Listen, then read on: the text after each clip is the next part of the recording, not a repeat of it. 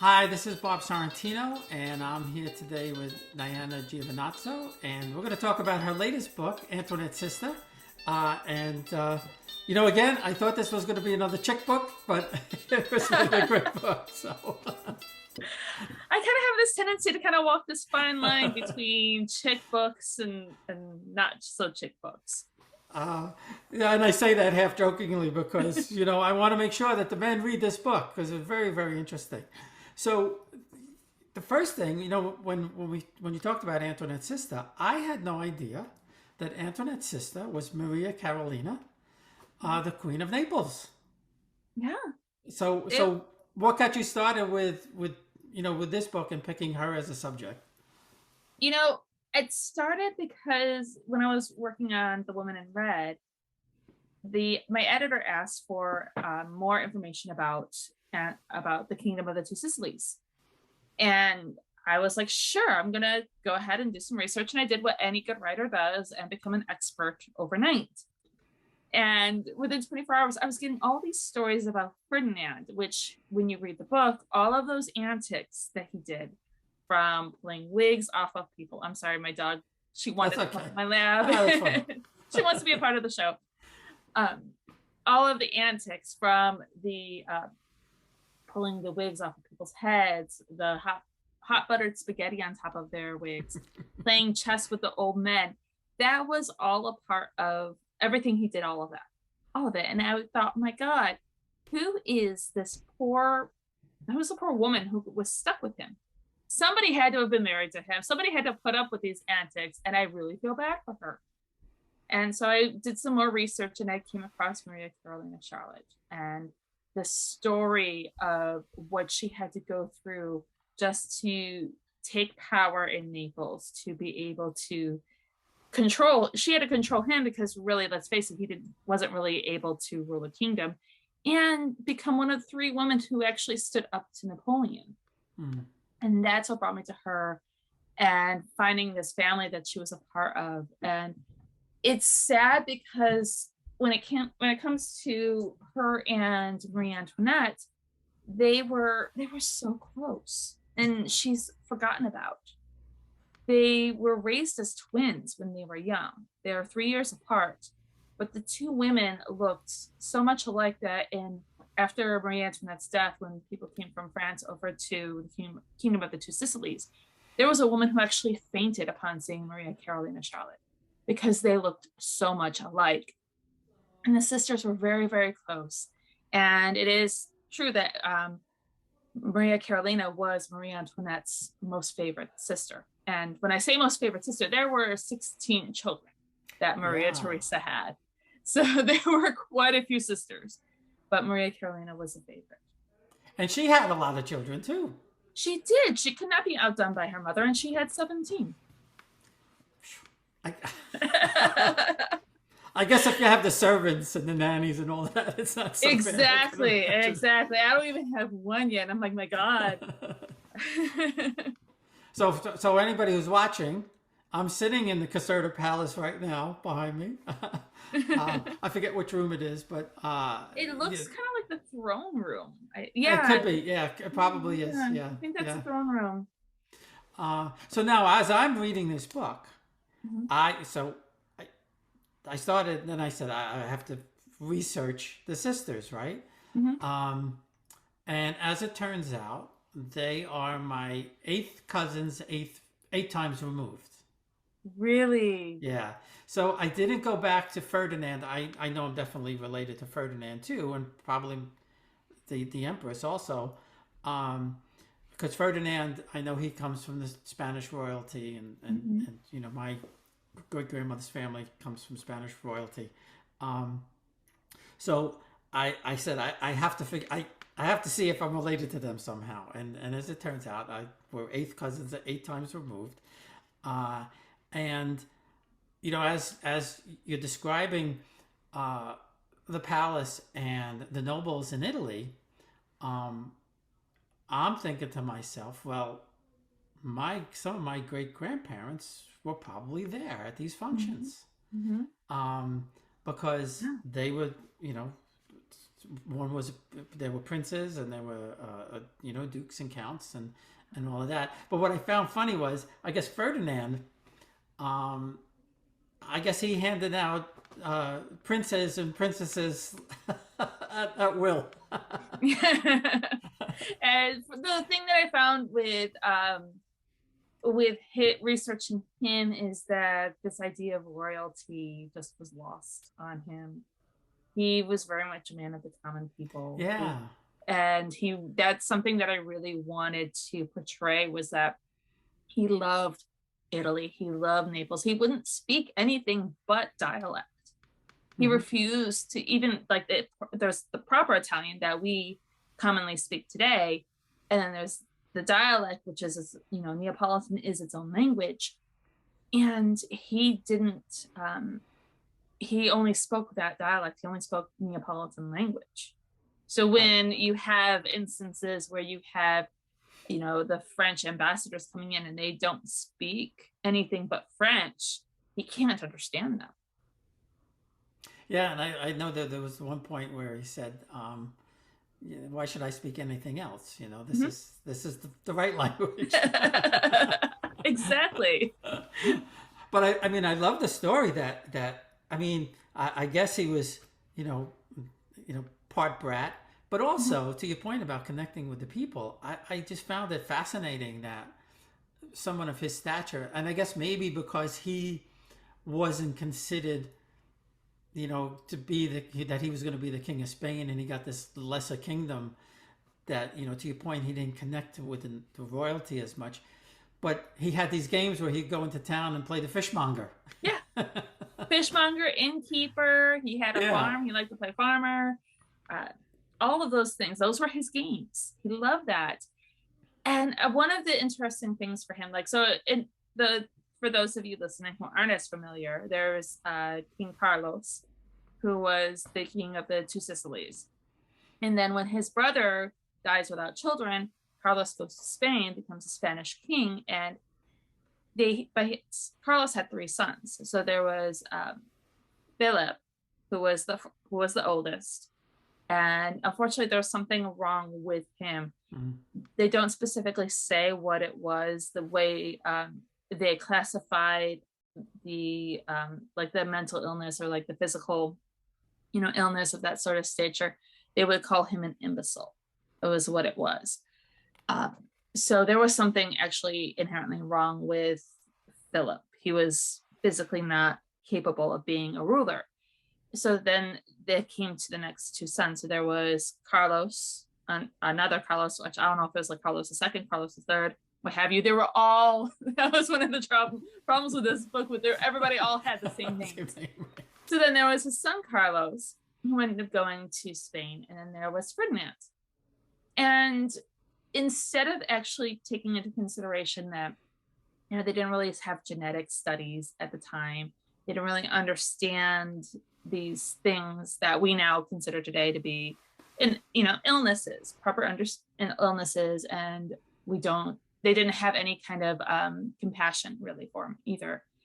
And so what Carlos's thought was, okay, I've got these other 2 sons, I want them to be proper rulers. So I'm going to make sure they go out and they hunt. They do physical activities, whether it's hunting, what have you. They're going to be outside all the time, constant physical activity, and that's going to ward away any kind of physical malady or mental malady. And with Tanucci, he really took it to heart and took advantage of that. Yeah. Where he was like, okay, we're going to send him outside just all the time. Just go play.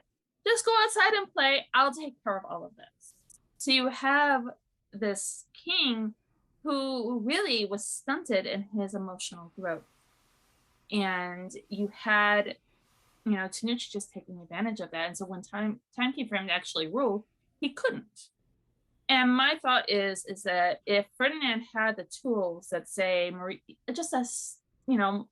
Carolina, or even more like, somebody else like in England or France had to rule a country, I think he would have been a very good king. Well, maybe not very good, but he would be a good king. Yeah.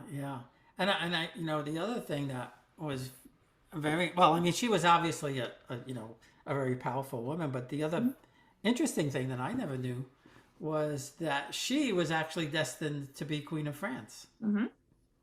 Yeah, that she was earmarked for that. And I say earmarked because Maria Theresa liked to place all her Hmm. children in very, important roles.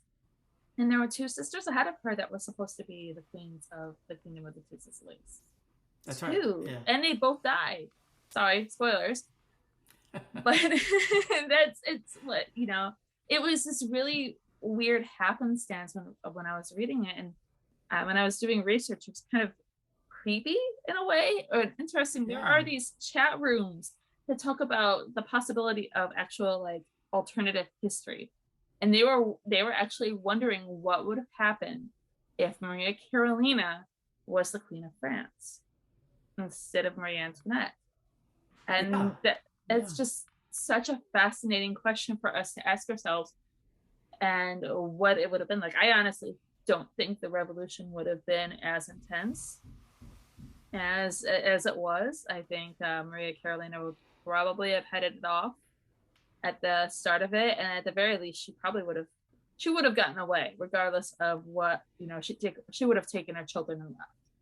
Just something Yeah. that Yeah. surprised me that Marie Antoinette, she had so many opportunities to leave and she didn't. Yeah. And it's funny too because you often think about people say, well, if I was there in that time, Mm-hmm. I wouldn't be that. Mm-hmm. But that's you don't know that.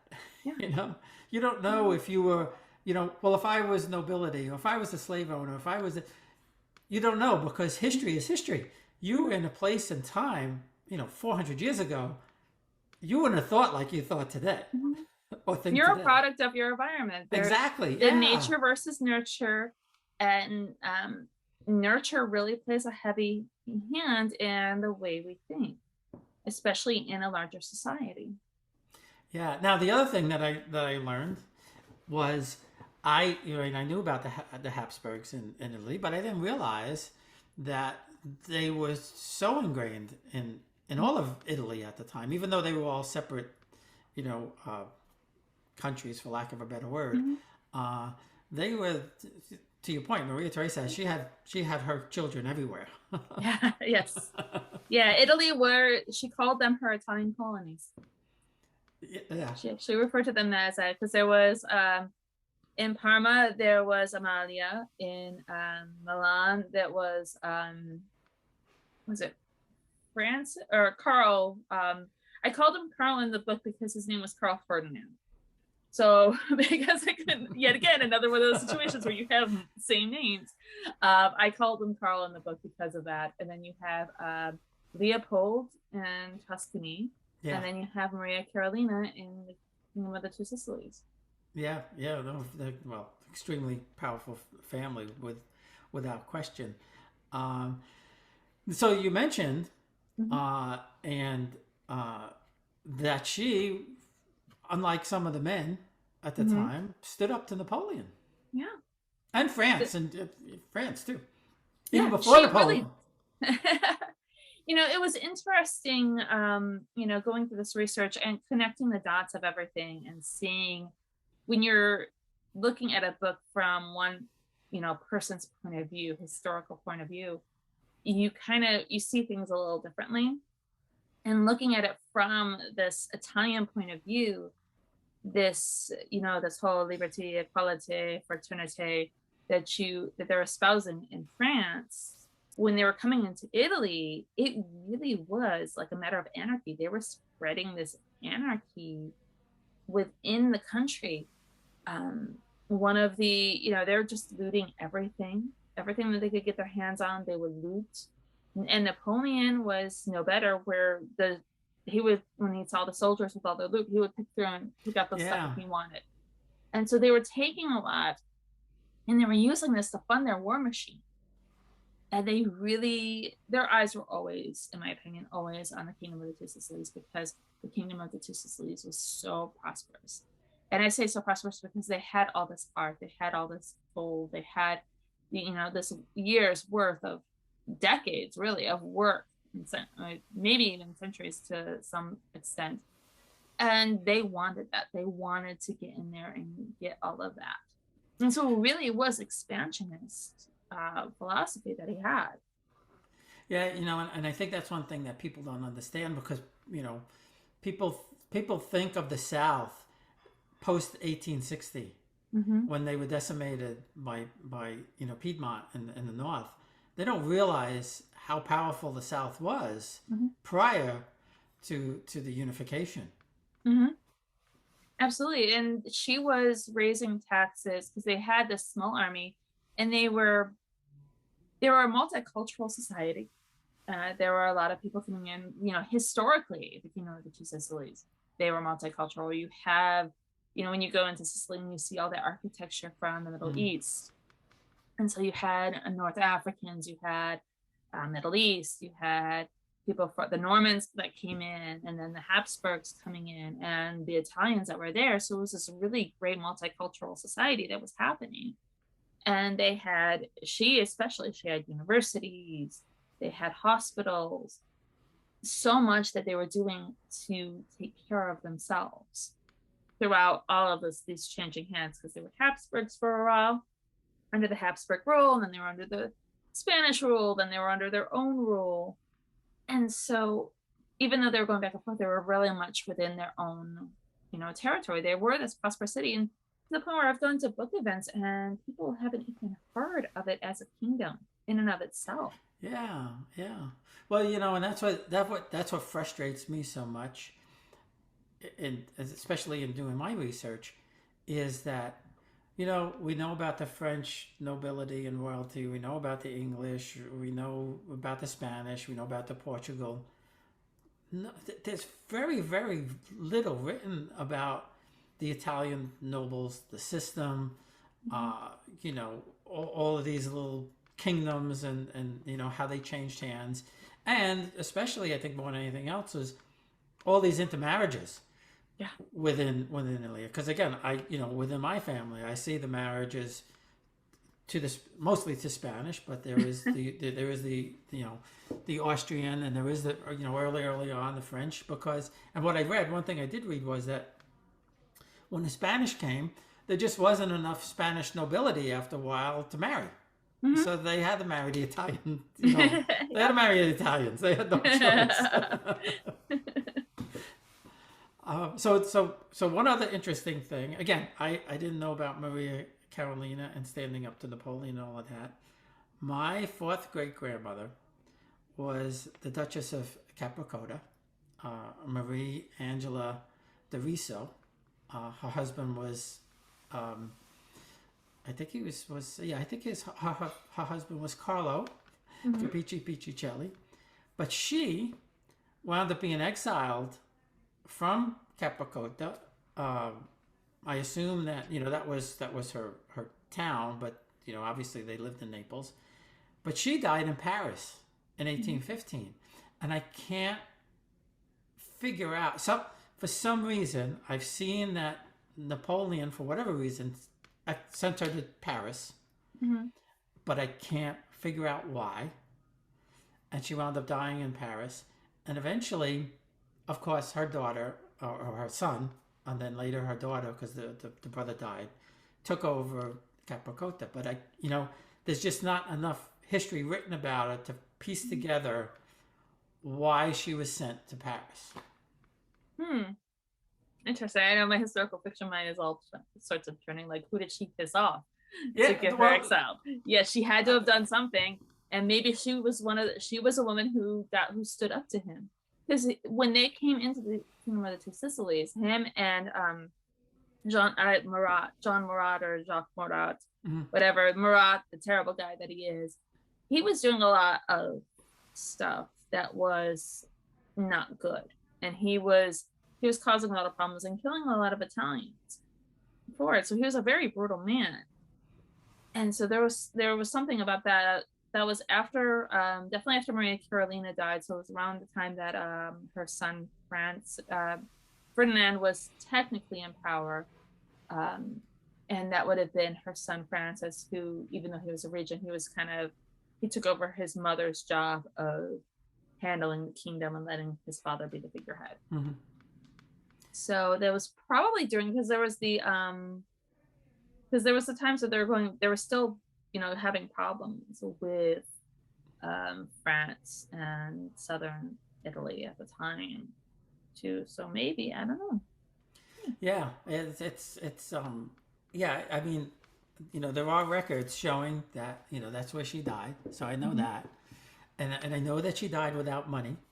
Uh, but then like I said, at some point her son was able to take over the town again and regain the noble titles and all of that. So why do you think? Um, uh, Let me ask the question a different way. Do you think what stifled, or at least put off, getting rid of the nobility in Italy, was because Napoleon was eventually, defeated, or was it just that the will of the people at that point in time, they weren't into that, doing away with the monarchy or the nobility and all of that. I don't think they were quite.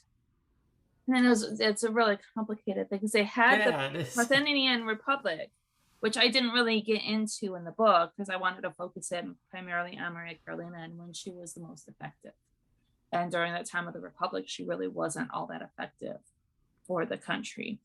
And so, they had that, and then her son Francis leads the Bourbon forces into there.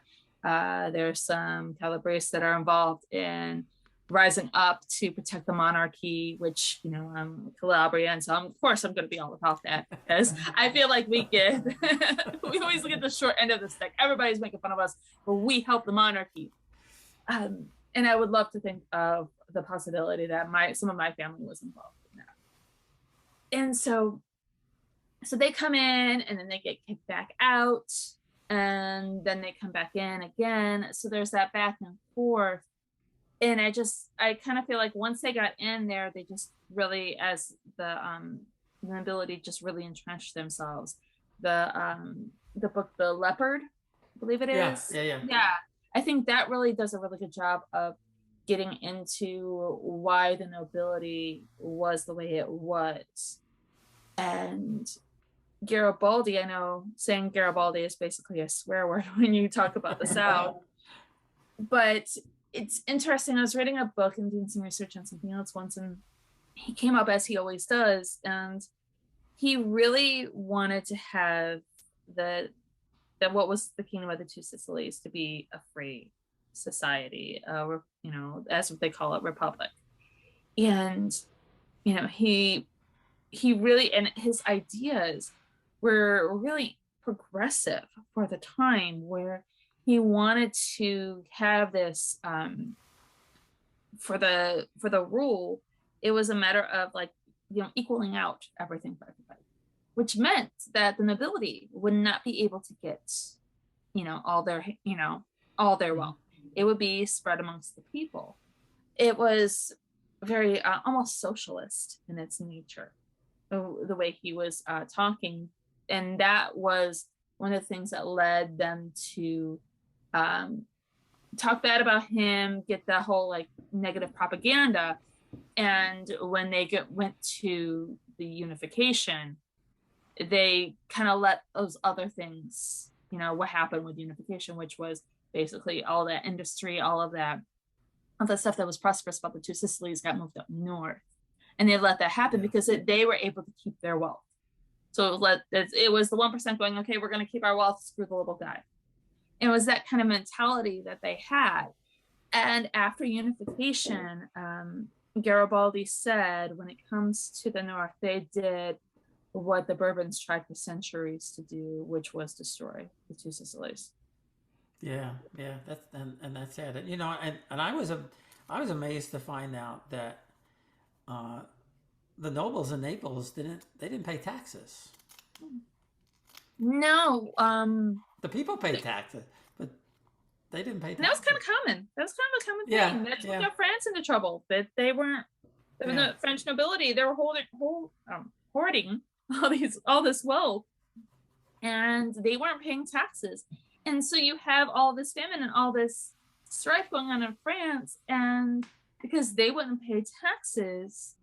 You have, you had the French Revolution. I don't want to get political, but that kind of, it's almost kind of telling when you're looking at American society, which we could keep it at that. Yeah, and unfortunately, I don't think it's just American society. Mm, But yeah, I agree.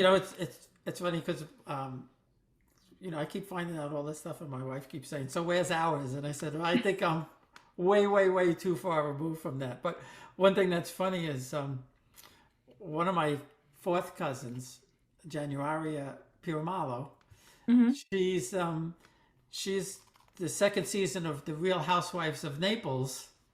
She's on it. Oh wow! And I can't find it anyplace. I'm sure I have to find. I'm sure it's on some Italian TV station here someplace, but I haven't been able to find it yet. Oh, But it just the was fact so that they funny. have a Real Housewives of Naples, I want to find it.